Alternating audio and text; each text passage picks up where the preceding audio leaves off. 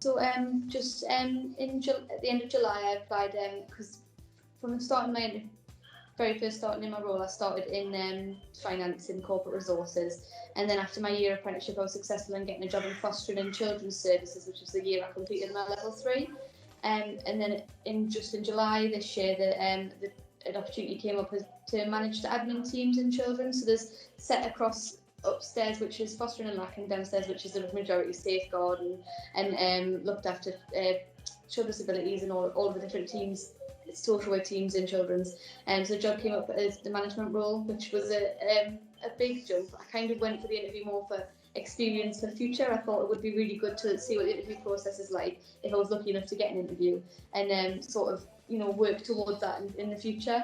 And then I was lucky enough to be offered the position. So I started 2 weeks after I was offered the job, and I've been working managing the teams downstairs down here in children's since then.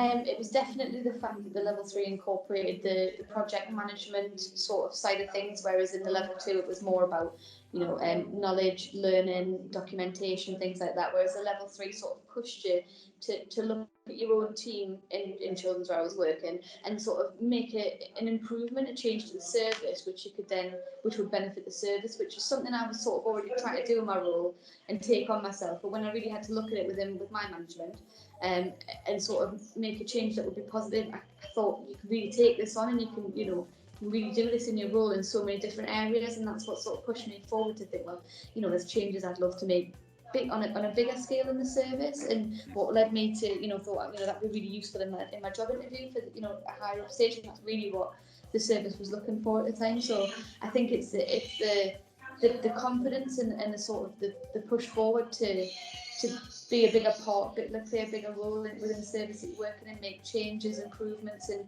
work with senior management, which is something that you don't often get the opportunity to do. So it was a really good opportunity.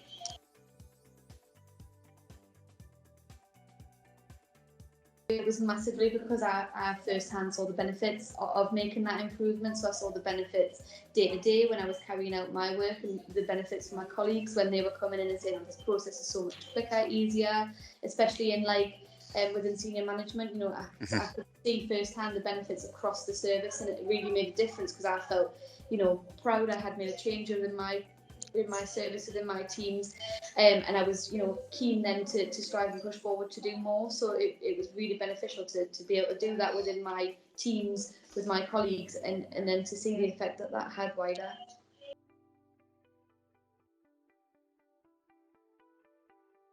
Massive, because it gave me, it pushed me to look further outside of the box. So obviously there's a load of great training courses offered at the council through workforce development that are all at your manager's sort of approval. You can go and there's loads of a wide variety within each service. So when I was in finance, there was ones related to financial procedures, and now that I was in children's, there's so much that you can do that might not be massively relevant to your day-to-day work, but to broaden your knowledge of the service that you're working in and the work that you do. There was so much opportunity, and though it was those training courses and the time spent shadowing colleagues doing different jobs that gave me the knowledge and the confidence to push myself further within my service, because I felt I had a good understanding of what everybody else did. I think it's quite easy to go into a job and just get sucked into your own role, but being able to use those off the job hours to look wider into the service, it builds your confidence massively, and it means that you're like a colleague that some of your colleagues will go to for information, advice, and that does massively build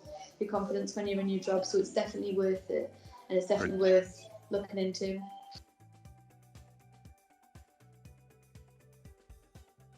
I think people don't realise how much it costs as well. Like if I was looking to do an access course, it cost me about £9,000 because of my income, and you used to look at things like that, and then you'd have to take the time out of your degree, out of your work to do your degree as well. And if you wanted to keep having money come in, so opportunities like this just appear, and I think people don't necessarily. I think people stuck in their role they've worked here for a long time and don't see the amount of opportunities there is to progress, and that's what I'm pushing for. I don't know if I'll necessarily end up doing social work, but it's a really good opportunity. If the apprenticeship was still around by the time I look at it, it's an amazing opportunity because it's a really secure job once you've finally done all of your sort of qualifications and things, and there's progression there as well, you know, to all different type of routes in social work. So